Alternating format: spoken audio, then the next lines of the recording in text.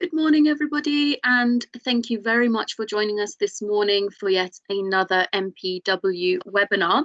So today's presentation will be delivered by Mr. Adam Cross, who is our Vice Principal at MPW Birmingham. And the session today will be focusing on preparing for complex interview questions, which is obviously around medicine and dentistry. We will also be joined by a student today, Leisha, as well. So if you were in our last webinar, you would have met Leisha. So she's coming back again to speak to you all together with Adam. Could I please also ask just some housekeeping, that you keep your microphones on mute.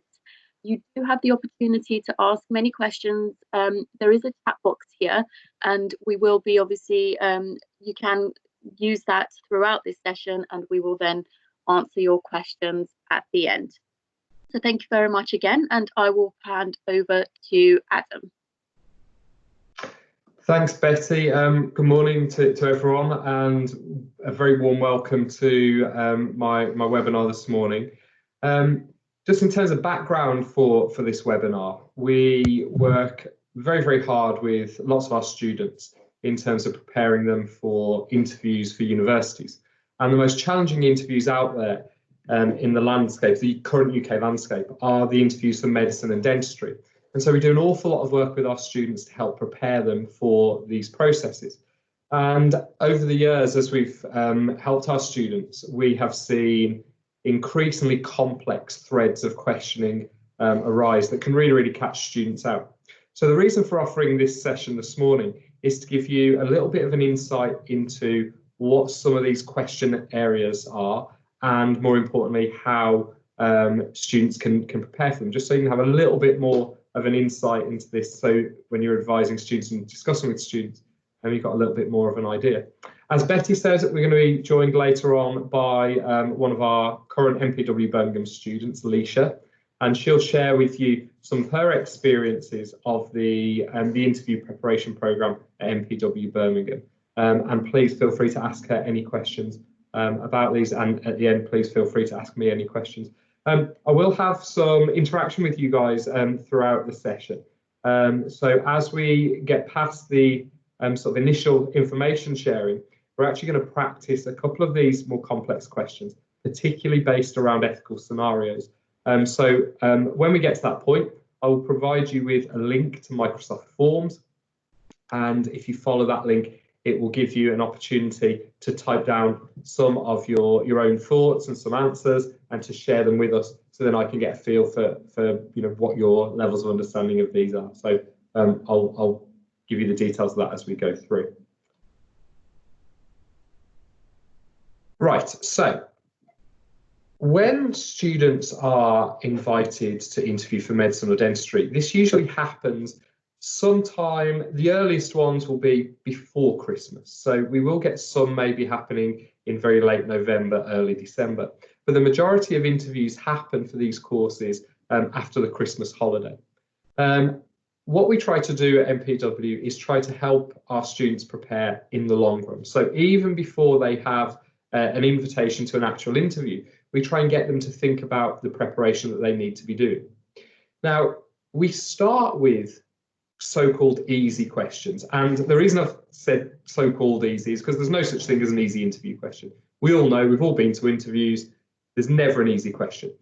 But these are the ones that interviewers would think are, pretty straightforward for students to prepare and to answer. So these are things like, why medicine or why dentistry? So what's your motivation for studying? Why do you want to study at a particular university? For example, why do you want to study at the University of Birmingham? Students often get asked about their work experience. They get asked to share examples where they've demonstrated a certain skill, like teamwork or communication or whatever it might be. These are the ones that we class as real bog standard sort of questions.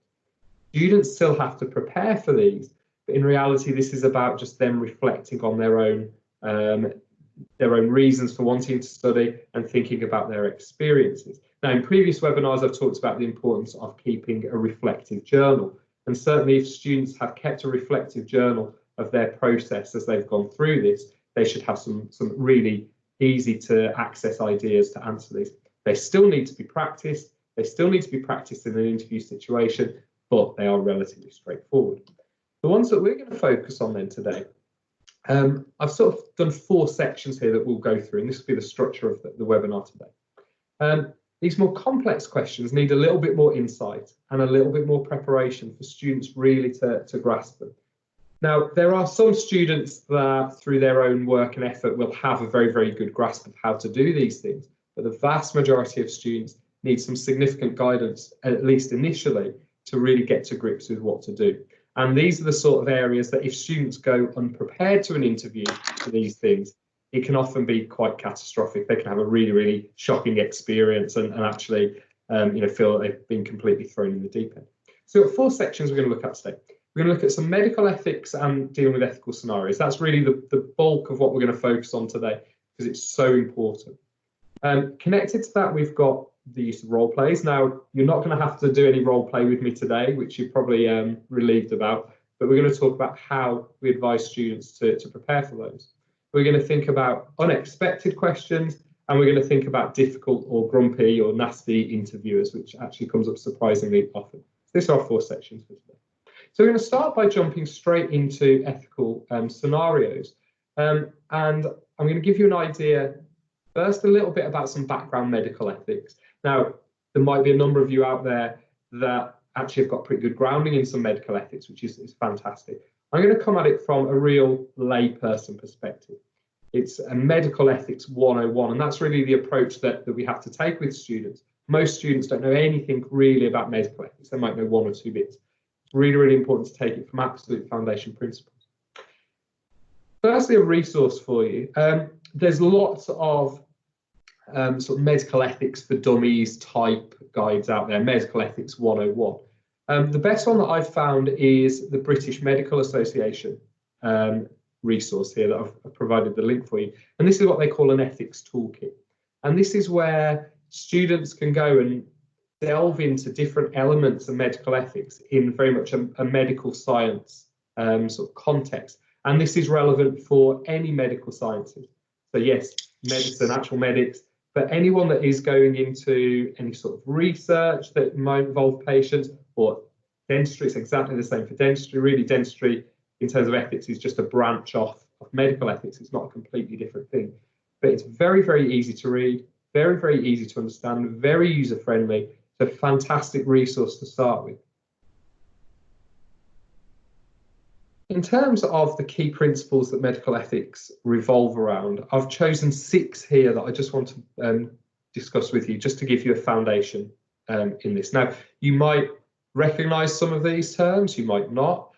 Usually with the ones that you might not recognize, once you sort of get an idea of what they're about, you will tend to understand what's going on.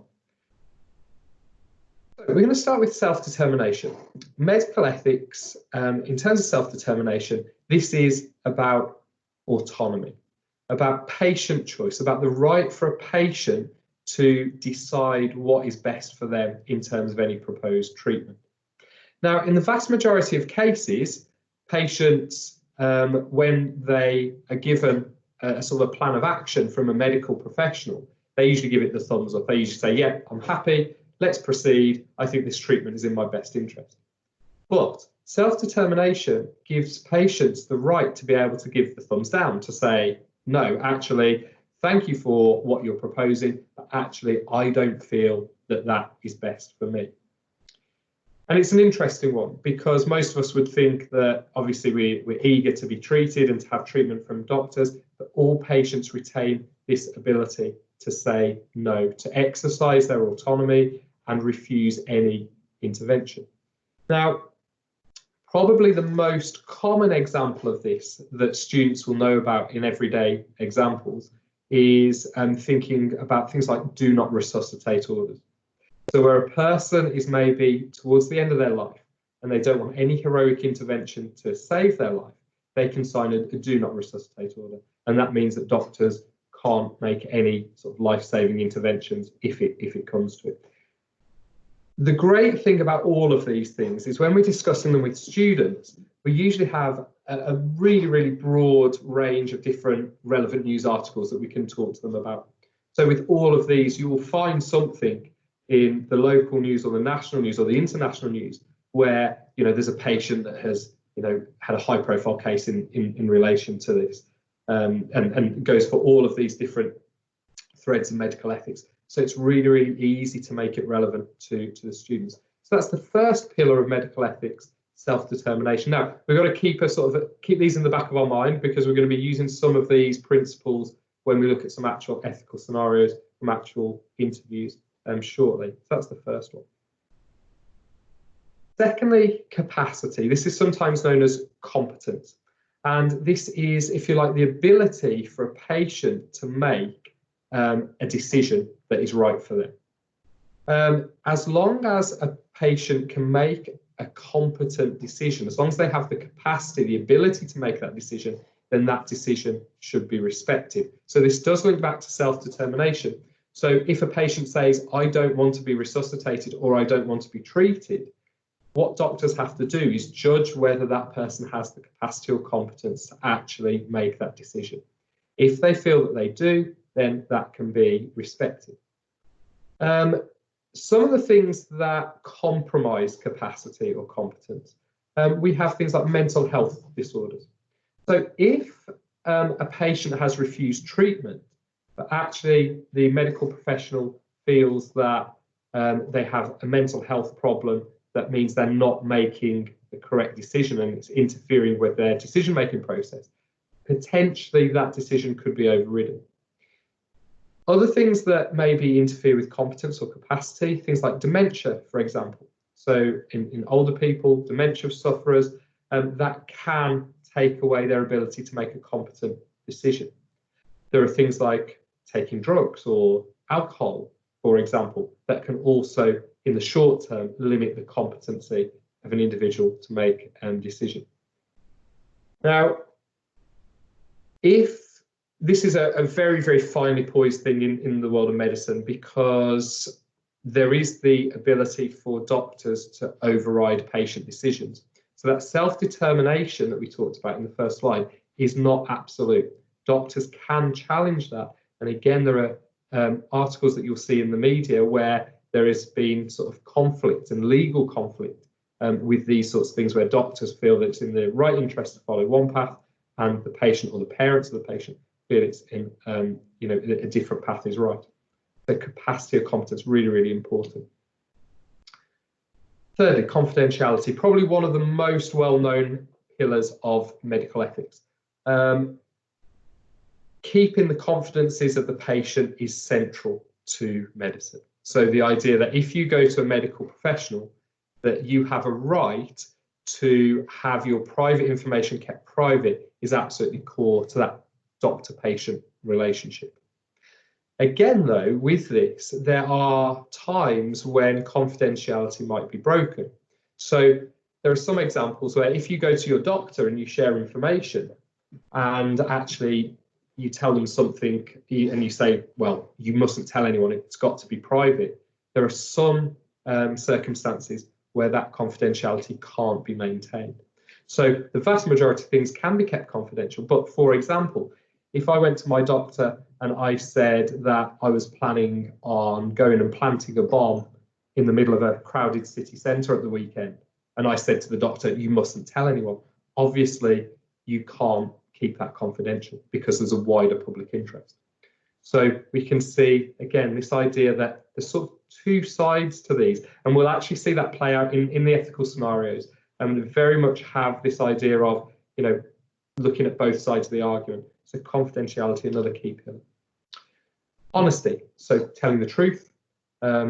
Medical professionals have a responsibility to tell the truth to their patients and not to deceive their patients, even if telling them the truth might be difficult, even if telling them the truth actually might cause problems for them professionally.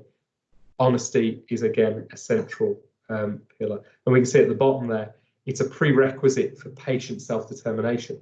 So a patient can't make an informed choice about whether they want to accept treatment or not if a doctor or a healthcare professional is not being honest with them. So honesty really a foundation for patients being able to make their own decisions. And then the last two that I want to look at here are benefit and harm. And these link to the terms beneficence and non-maleficence, and they're very, very well-known terms in medical ethics. The idea of doing good and avoiding harm are, again, founding principles of the medical profession. Beneficence then. Beneficence relates to benefit, clues in the name. So beneficence is about taking a course of action that will benefit the patient, that will provide the most benefit to the patient. On the other hand, non-maleficence is doing no harm. So we've got doing the most good, beneficence, and we've got doing no harm, non-maleficence. Now the problem here, and again this idea of push and pull between two conflicting sides of this, is that actually doctors often have to do harm to do good. So if we think about a doctor carrying out surgery, let's imagine you are having open heart surgery, you're having a valve replacement in your heart. A doctor has to perform very, very invasive surgery. They will have to cut your skin, they will have to saw through your bones in your chest, they'll have to open up your chest, and they'll have to do all of these things. That's obviously causing harm. So there is this balance here where doctors very often have to do harm in order to do good. Cancer treatment is another example of this tension between beneficence and non-maleficence. Cancer treatments are essential to try and kill any cancerous cells that have developed, but cancer treatments, let's think chemotherapy or radiotherapy, will cause collateral damage. They will kill other cells, they will damage other tissues, which will cause short-term, very serious things happening like nausea, hair loss, and so on. But ultimately, that's for the good of the patient. So in medical situations, of course, we would always be thinking that a doctor should do no harm, but there are some exceptions to that, when we think about normal treatment paths. So just to summarize, we've got self-determination, so the idea of making your own choices, capacity or competence to make a decision, confidentiality, honesty, benefit and harm. Oh, sorry, one more. I said that was the last one. One last one is fairness. And this really comes down to the idea of treating people equally. Non-discrimination in terms of providing medical treatment or health services. This is a very, very interesting one, because again, as a founding pillar, we could appreciate the need for this. So we can understand the fact that when providing medical treatment, everyone should be equal. In reality, though, we know that I would say everywhere around the world, to some extent, this doesn't happen. So I'd say probably the biggest level of this, we would think about the cost of medical services. So technically, this as a foundation principle of medicine means that it doesn't matter if someone can't afford to pay for certain treatment. They should be able to have access to exactly the same treatment to someone that can pay. We know, though, that that's not always the case. This is also making sure that there's no discrimination based on gender or based on religious beliefs or based on your ethnicity.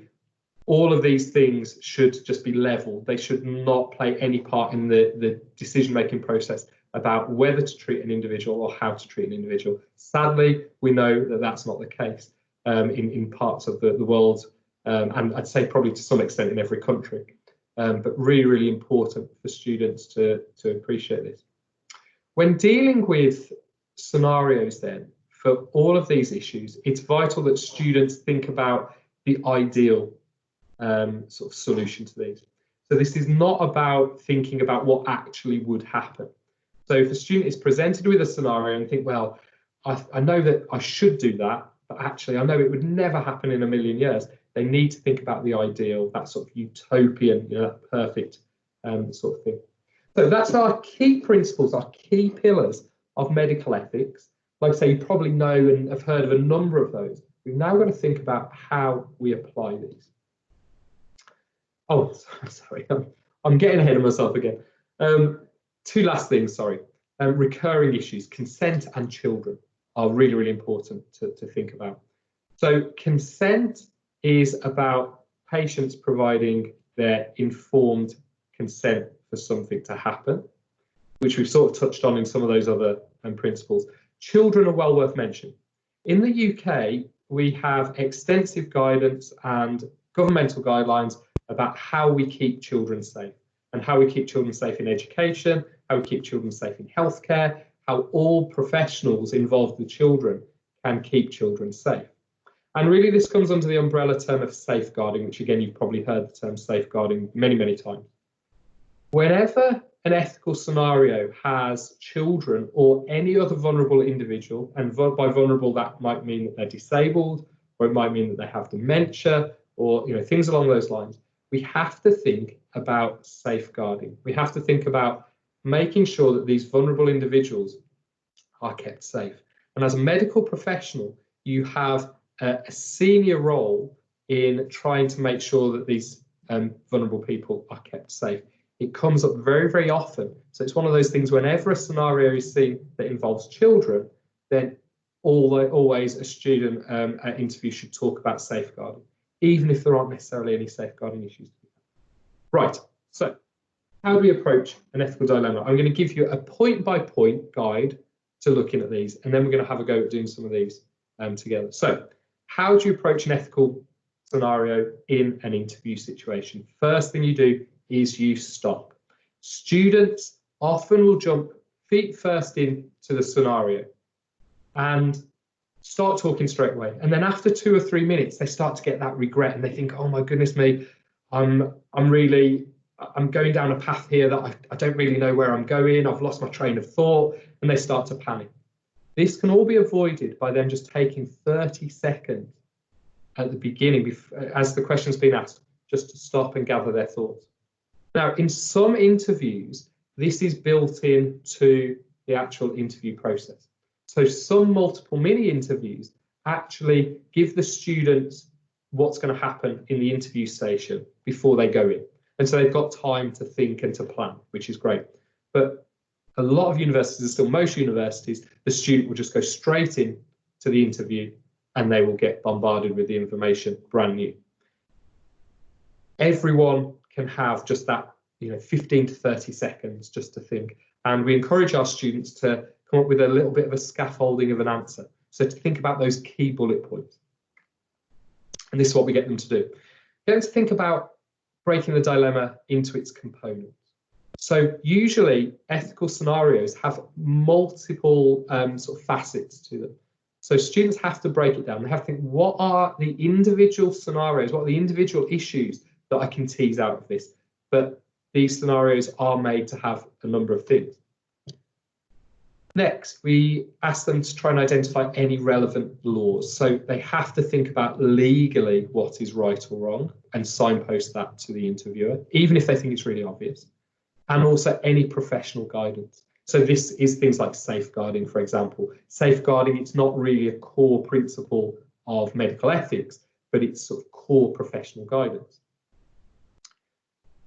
Students often fall into the trap, without any training on this, of just treating it like a court case. And we have to get students to realise that they're not in court. They're not working for the prosecution or the defence. They're thinking about both sides of the argument. So any course of action that's proposed or anything that's happening, you've got to think about both sides of the argument and talk about that. And we'll see some examples of that in a second. Have to be able to justify your points. There are some points that are absolutely right or wrong. So, for example, if we'll think about theft dilemma in a second, we know that if someone is stealing something, then it's against the law, it's wrong. You might be able to, justify some reasons why the person is going about that, but you're going to struggle to justify the actual act of theft itself. Same with, let's say, murder, for example. You're going to be hard pressed to really justify that. But beyond those sort of big core things, there is that shades of grey idea that means that students might be making a point that the interviewer might not completely agree with, but if the interviewee can justify that point with sound arguments, then it's usually okay.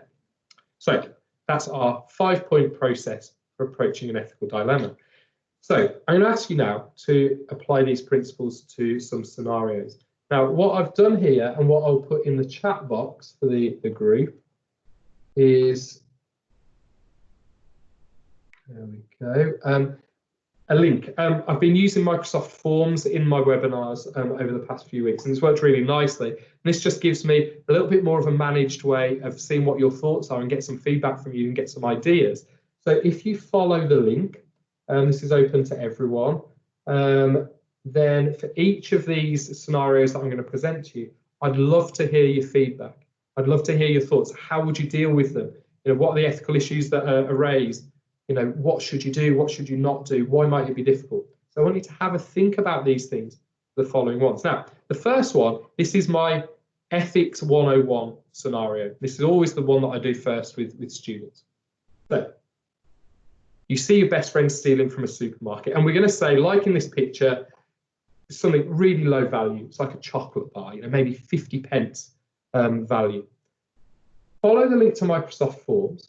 And what I would like you to do is just take 2 or 3 minutes to jot down, just very, very briefly, any bullet points about what you would do, what you would not do, what you might find easy, what you might find hard, absolutely anything that you can think of that you might raise when answering this situation. So 2 minutes, see what you can do.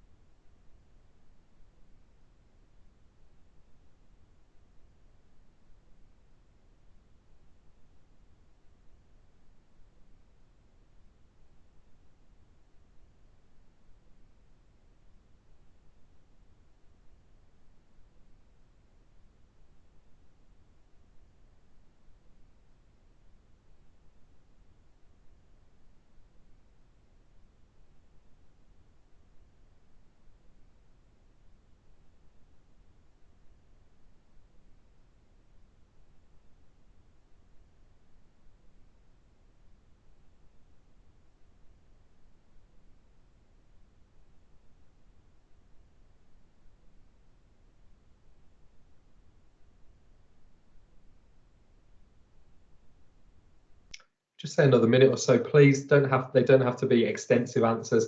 Could just be 1 or 2 words, 1 or 2 points, absolutely anything that you think of that's relevant. So just another minute.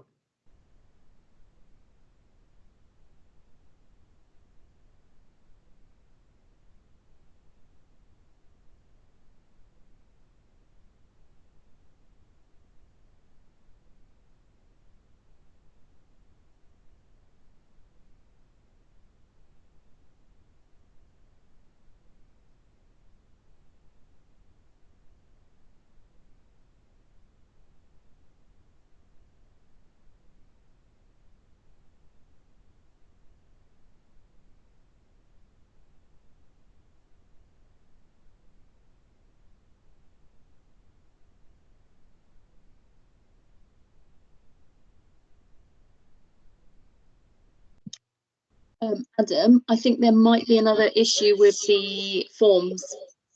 A couple of people have said the link doesn't work. Okay, I've had some responses, so it's definitely for some people, but I will have a look.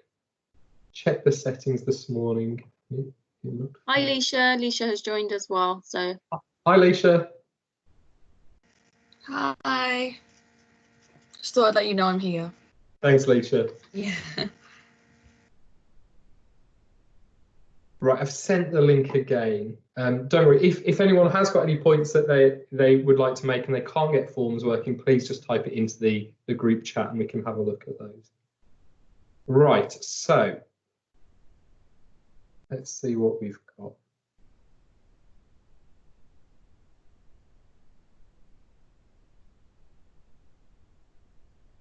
Right, so we've got some really interesting responses here. So thank you for those of you that responded. Broadly, we've got most people saying, look, I would try and stop my friend. make him understand what he's doing is wrong. Asking friend to put the item back on the shelf, or you might pay for it yourself. Got a really nice detailed response here. Thank you, whoever submitted this. I can't see individual names here, but stealing is against the law. Respecting it is important.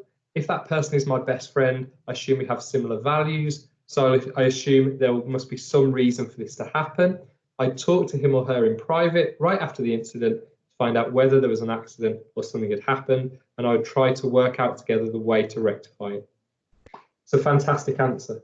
And what I really like about that answer, and what's great about it, is just that nuanced sort of detail. There's not, sort of talking in sort of serious absolutes. It's trying to show that shades of grey. That, well, on the one hand we've got this, but on the other hand we've got to think about this. That's a fantastic answer. So thank you, whoever shared that with us. Let me talk you through what unprepared students tend to do. And this, like I say, is the first ethical scenario I tend to do with students. So it's one that gives me an insight into what sort of level they're at. Certainly, if someone presented to me as a first scenario that sort of answer that I've just read out, I'd be really happy. And, we'd be very, very quickly moving on to more complex ones. Unprepared students tend to do one of two things in this scenario. On the one hand, some students will say, well, I know stealing is wrong, therefore I'm going to get on my phone and I'm going to call the police, or I'm going to go and tell the security guard straight away. On the other hand, some people will say, well, this is my friend, it's my best friend, so I'm not going to do anything. I'm not going to go and tell a security guard or the police about my best friend doing this because they're my best friend. Now, in reality, either of those, it's not great. And one is worse than the other, but what they lack is that very nuanced approach. In reality, you need an answer that takes both of those things into account. So you do need to say out loud, I know stealing is wrong. I know this is against the law, so therefore I have a duty to do something.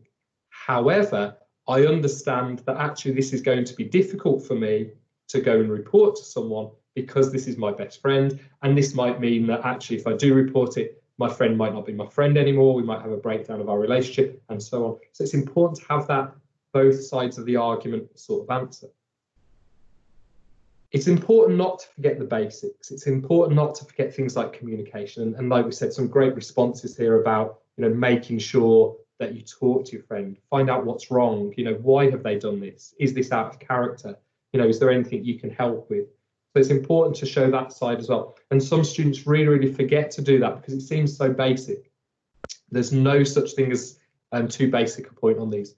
Talking about how you'd communicate with someone actually is a really, really good foundation principle to start with before you maybe delve into the more complex ones. Right, so moving on, and this is where we're going to, this is now a medical one, so this is the next step. So we're now introducing some medical things. So it's come to your attention that a senior doctor within the practice has recently prescribed the wrong drug to a number of patients. What do you do? So back to the link on forms. This is question 2 on the forms page. Again, 2 minutes. Any thoughts? Don't have to give a full-blown response. Any little bullet points, any key things to think about? Again, think about those key principles of medical ethics. What would you do? 2 minutes.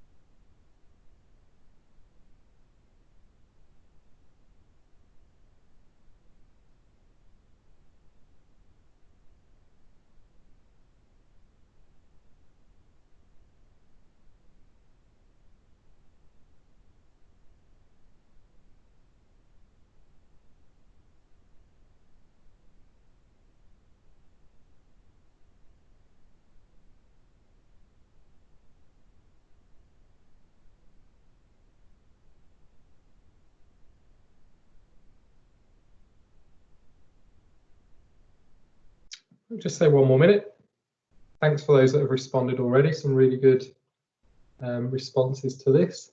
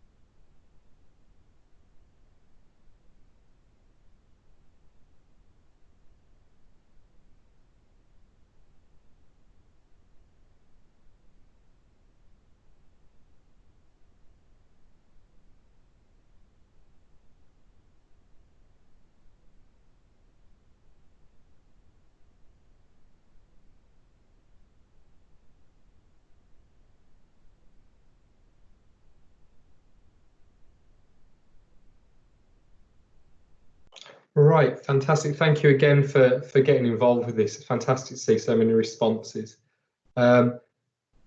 Just looking at some common threads here, and thanks for those of you that have mentioned things on the chat as well. Communication again is coming through as a common theme here, so talking to the doctor potentially, making sure that we're stopping the patients from taking the drug, conducting an investigation, reporting him to management, give him advice, come up with a solution.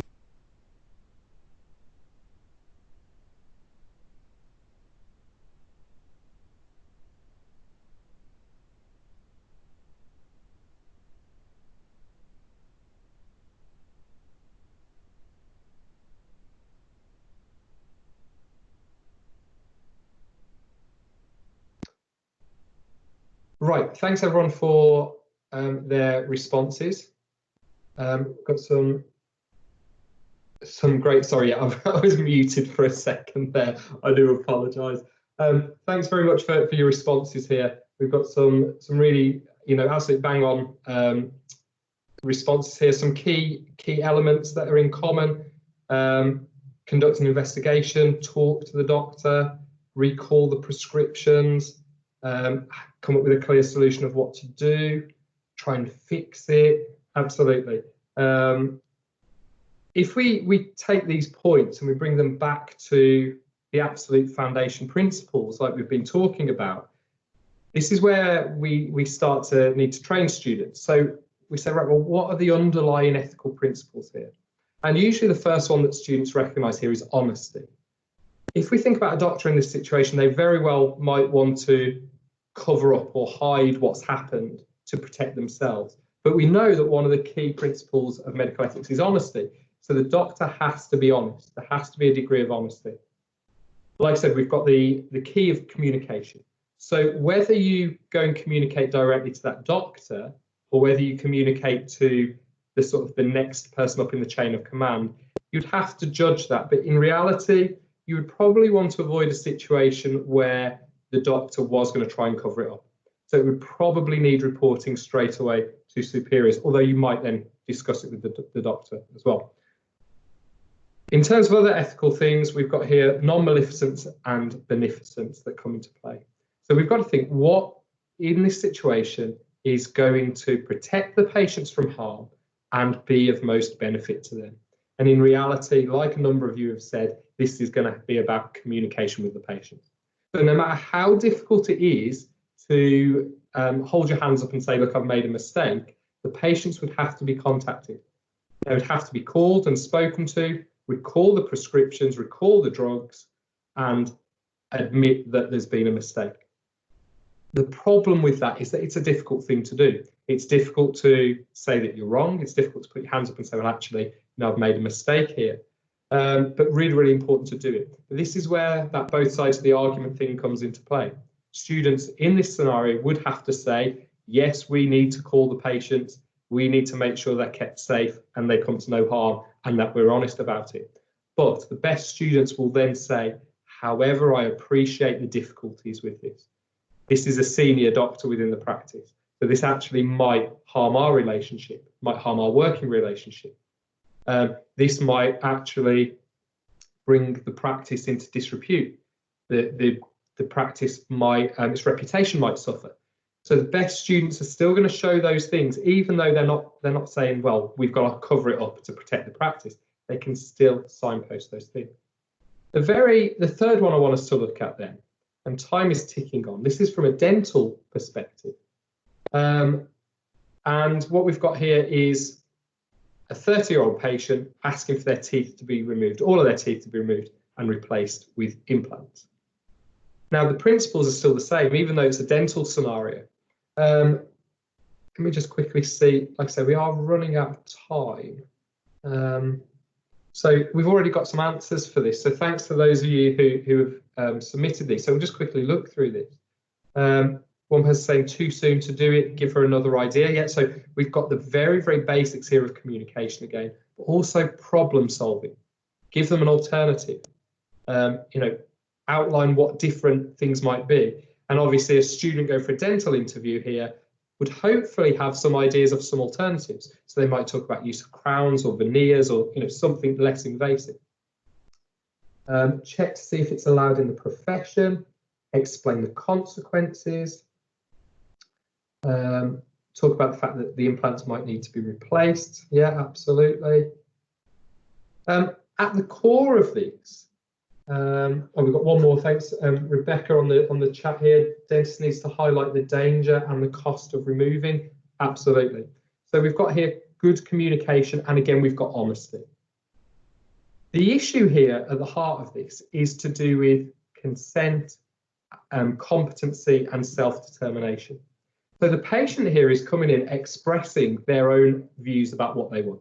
They are saying, this is my view of the treatment they want. And because of self-determination, they have the right to do that. However, we have to work out if they have the capacity to make a competent decision. Can they give informed consent for this to happen? Do they understand exactly what's going on?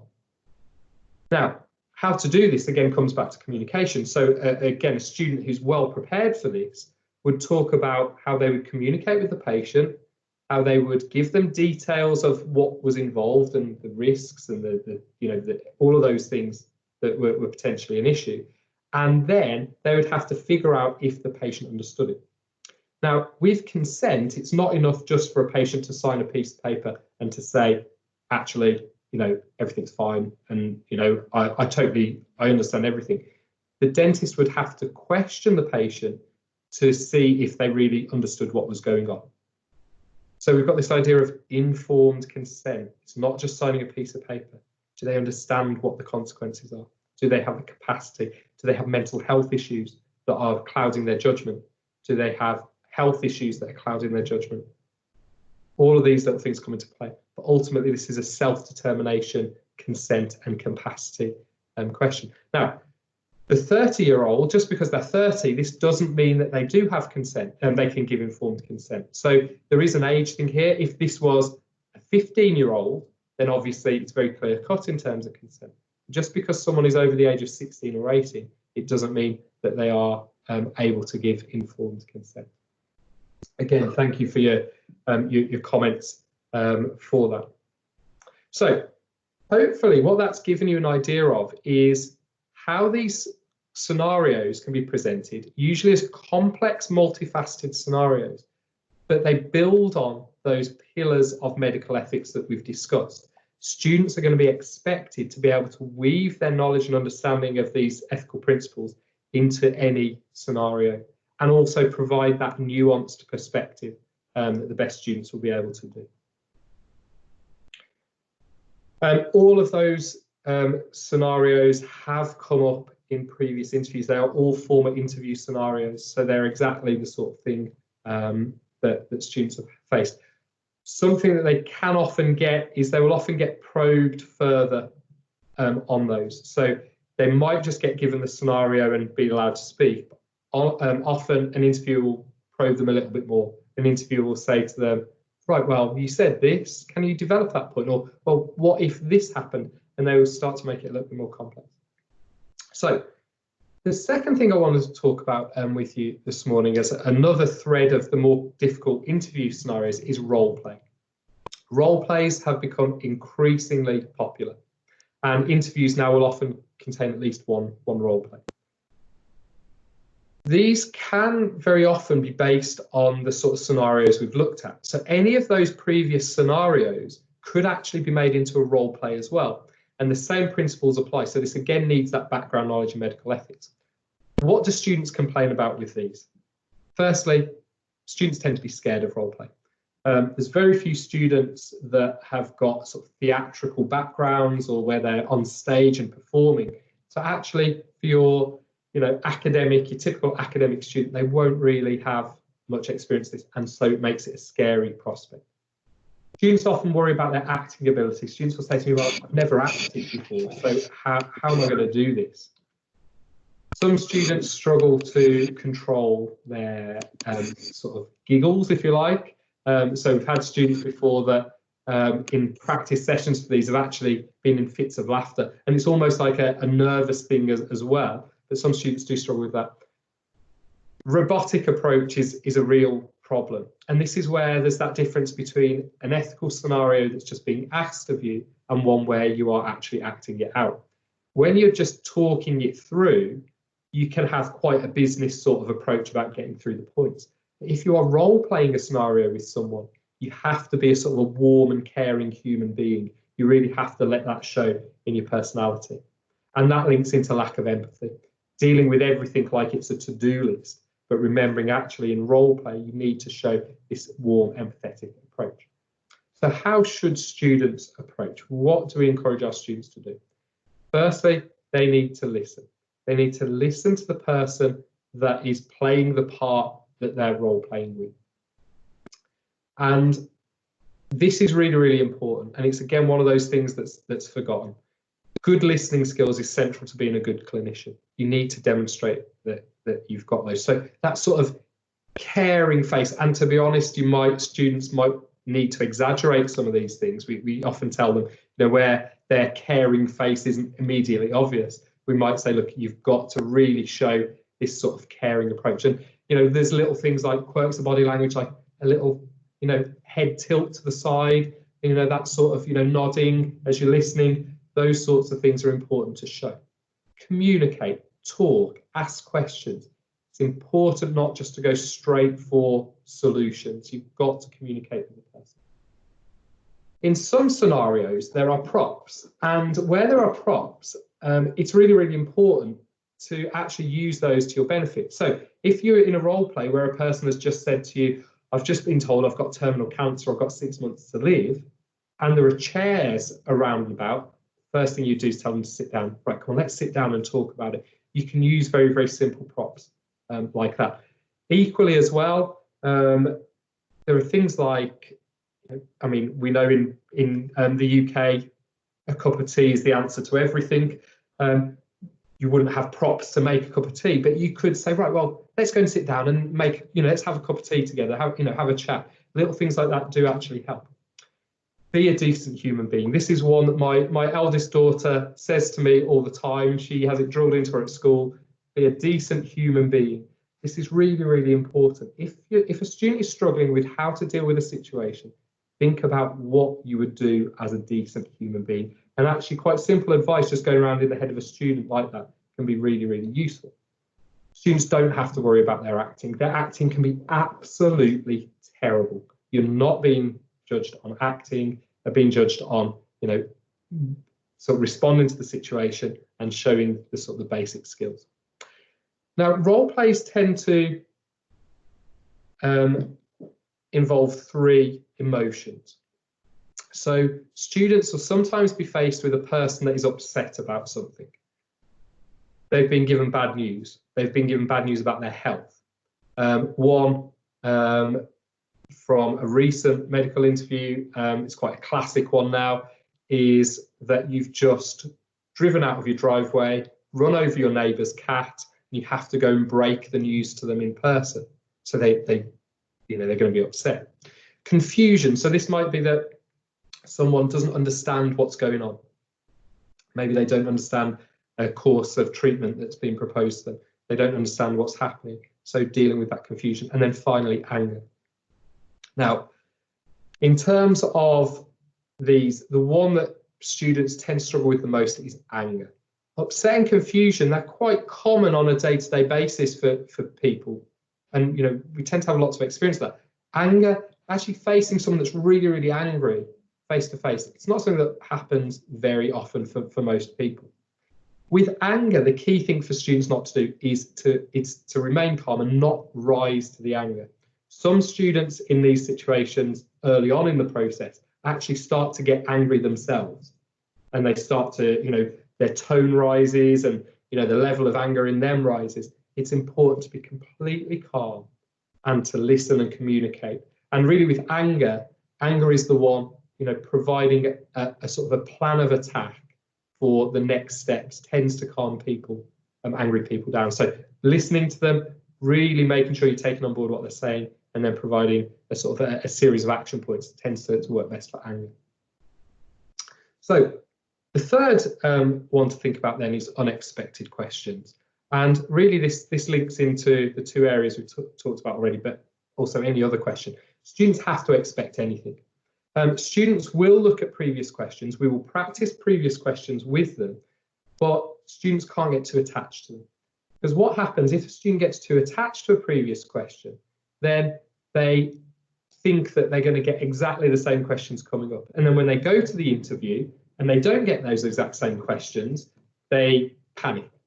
So students should prepare questions that have been asked previously, but with this view to the fact that that's just to prepare skills. Students have to answer the question being asked. And this is where, I'll use an example. If we think about the question, why do you want to study medicine? Then that's what most students expect. But the wording to that can change just very subtly, and it can make it into a very different question. What some students can do is, as soon as they hear the word why and medicine in the same sentence, they just go into autopilot and give their pre-prepared response. They have to make sure they actually listen to the question. And interviewers will tweak the wording to try and catch individuals out. So they need to answer the question being asked, not the one that they want to be asked. Really, really important.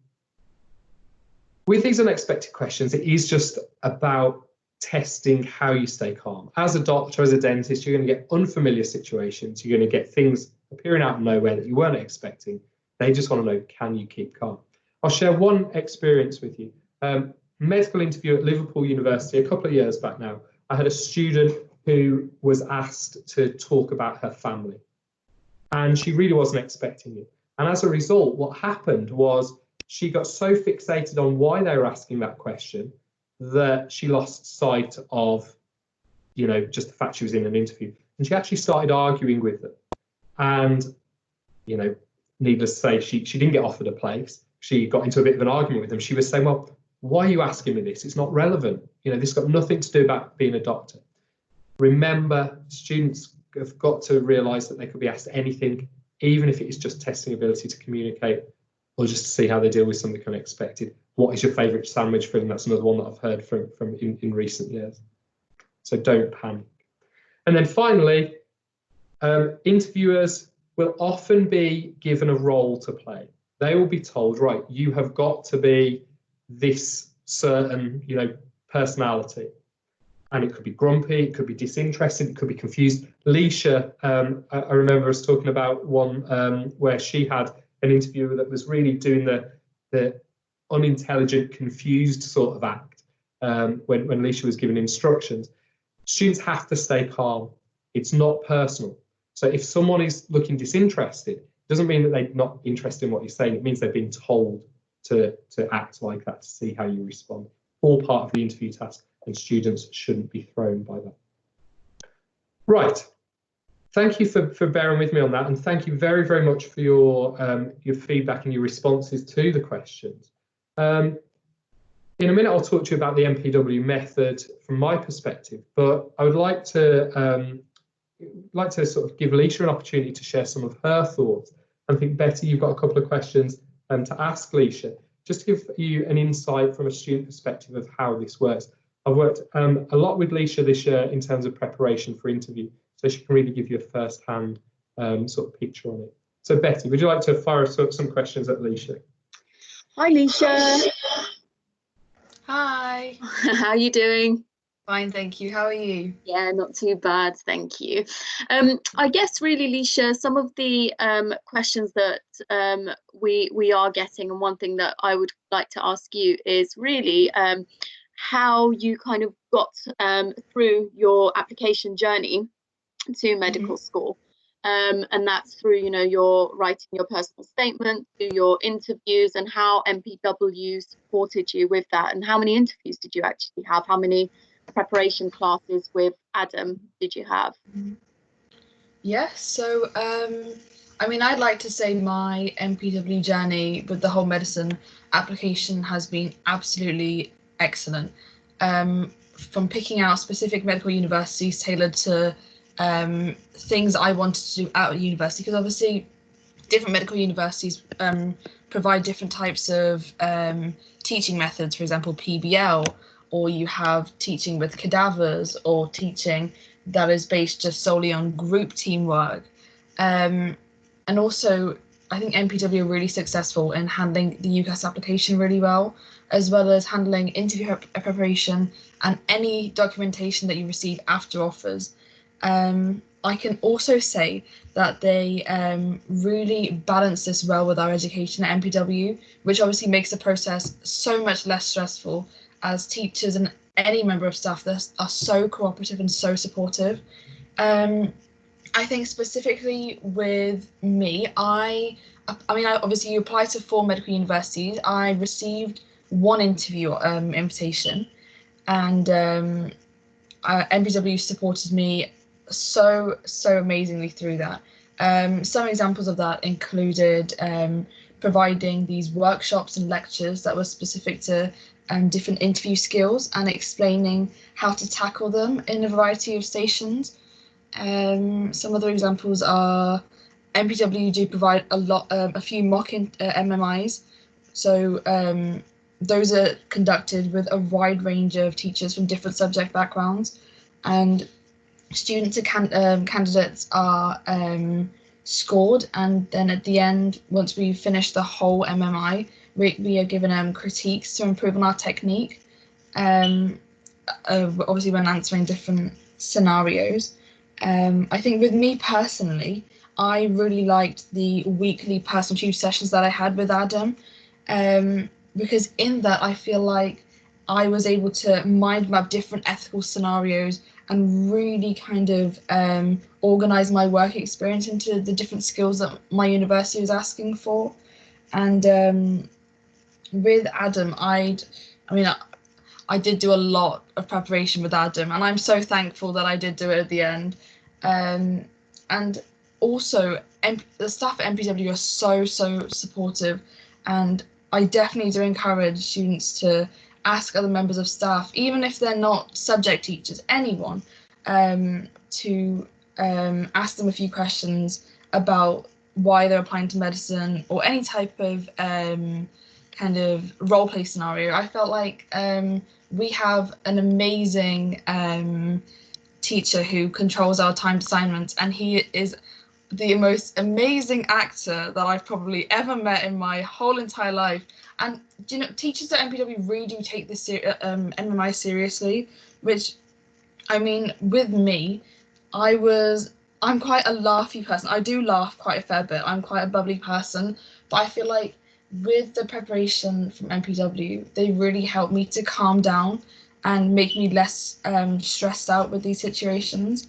And I'd probably like to say that it did turn out quite successful in the end. So yeah. Leisha, I'm trying to think. I mean, yeah, we did lots of preparation in our sort of weekly meetings. Trying to think if we were to sort of add up how many hours we did in terms of one-to-one mock interview prep. It's quite a lot, isn't it? I'm not sure about the number on it, but it was lots. Yeah, so we worked very closely on a weekly basis, where our weekly meetings, our weekly pastoral meetings, we would actually turn over a lot of time at the key point to running through questions and doing mock one-to-one interviews. And it was really nice to see Leisha's sort of development over that period of time. Leisha there mentioned as well about our sort of full mock MMI. So the MMI, the multiple mini interview, those of you that know, is the favoured interview method where students go around to different stations and get tested on different things.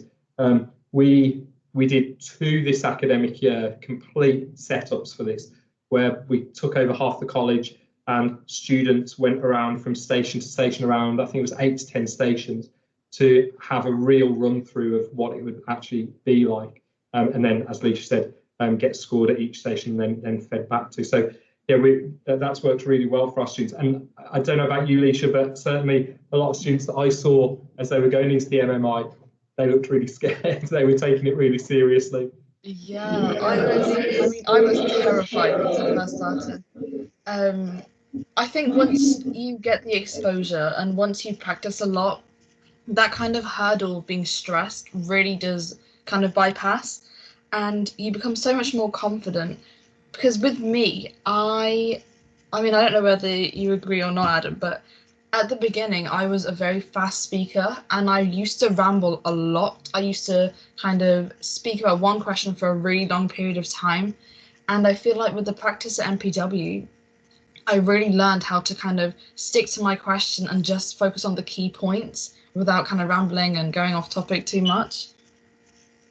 Yeah, absolutely. You know, seeing that development over a long period, it was really impressive. And really that's where group sessions are a great foundation starting block, but actually you only really start to see the development on those one-to-one sessions. But yeah, it was that sort of perfect progress that I saw in your answers, Leisha. Leisha, just one question from me. When you actually then went to your interview, how did you find it having had the preparation compared to, you know, if you hadn't had the preparation? Yeah, so I think I'll compare it with my last school. Last year when I prepared for my medical interview, I quite honestly did think I was extremely prepared and ready for anything that they'd fire at me. But once I'd entered the interview, I feel like because we were taught in such a robotic approach, that once I was exposed to questions I didn't know, I was really overwhelmed and I wasn't able to answer them properly. But with MPW, I feel like because we're exposed to such a variety of questions, I really was extremely confident this year. And I think that my MMI was so similar to one of the mock MMIs we had at college, which obviously makes it 10 times better because I walked in with high hopes and I was really, really happy with that. And especially with ethical scenarios, I feel like because we spend so much time on ethical scenarios, you build that kind of mindset where you know how to tackle specific cases. And I'm not going to obviously go into too much detail on the top of the stations that I got, but I remember with one of my ethical scenarios, we'd only just discussed it a day before with yourself, Adam. And I remember when I saw the station, I was so joyous that I walked in really happy. And I remember the interviewer had to kind of say to me, okay, we're going to get into the interview now, just kind of stop laughing, like you need to get over that hurdle now. It's like, okay. And then I feel like it was very successful, very similar to what I got at my interview. Yeah. Fantastic. Thanks, Leisha. That's absolutely great. Leisha, if you just hold on with us for a few minutes, I've just got one last slide, and then we'll see if there's any questions that anyone would like to ask. But thank you for sharing that with us. Really do appreciate it. Yes, so thank you, Leisha. Just to finish off then, and to sort of underline some of the things that I've talked about and Leisha's talked about in terms of our method of preparation for these questions and for all questions for interview. Firstly, we've got early preparation and reflection. Starting students preparing for interviews before they've been invited to interview is absolutely key. And then, like I said, group advice, group sessions, group lectures where, you know, we can give lots of information to lots of students. That's the next step. But it really then is the steps after that that are vital. So the one-to-one personal tutor support that Leisha talked about. Also, the support from a wide range of staff. Again, Leisha talked about this. We have very much an open door sort of idea at MPW, where we encourage students to go and see other members of staff and not just to see their personal tutor, so they can get, you know, a wide range of advice. And then we've got the ongoing interview preparation, one-to-one interview preparation, which we put countless hours into. And then we have complete mock interviews, these complete setups that can accurately depict what an MMI is like. Also, if students have panel interviews or one-to-one interviews at universities, we also can arrange formal mock interviews with other members of staff for that as well, just to give that sort of fear factor, if you like.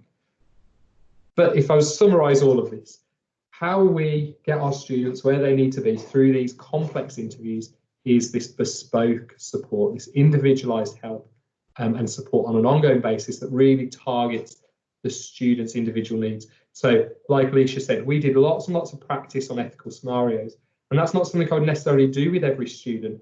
That was something that I focused on with Leisha, because that was, as we'd started having interview preparation, we noticed that that was a weakness that needed sort of developing, because we knew it was going to come up at interview. So individualised help and support on an ongoing basis is our secret. Right, thank you everyone for bearing with me on that. I hope you found it useful. I hope you've got some little nuggets of useful advice that you can then discuss with students that you're all advising. We're now available for any questions, so if you have any questions you'd like to ask myself or Leisha, then please type away in the chat box and we'll do our best to answer them. Thank you, Adam.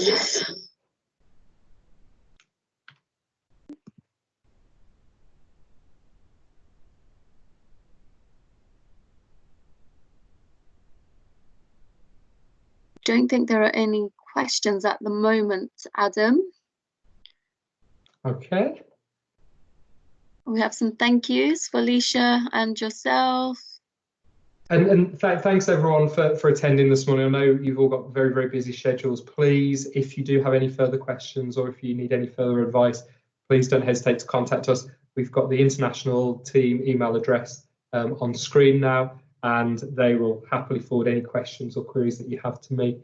But yeah, thank you everyone. And Leisha, thanks again for taking time out to come and spend some time with everyone this morning. Yes, thank you, Adam. Thank you, Leisha. For those of you that have stayed behind, we will be sending you the recording of this webinar later today, together with the presentation. If you do have questions, please do reach out to us at international@mpw.ac.uk, and we will get back to you. Thank you, everybody. Stay healthy and stay safe, and we will see you next time. Thank you. Bye. Thanks, everyone. Bye.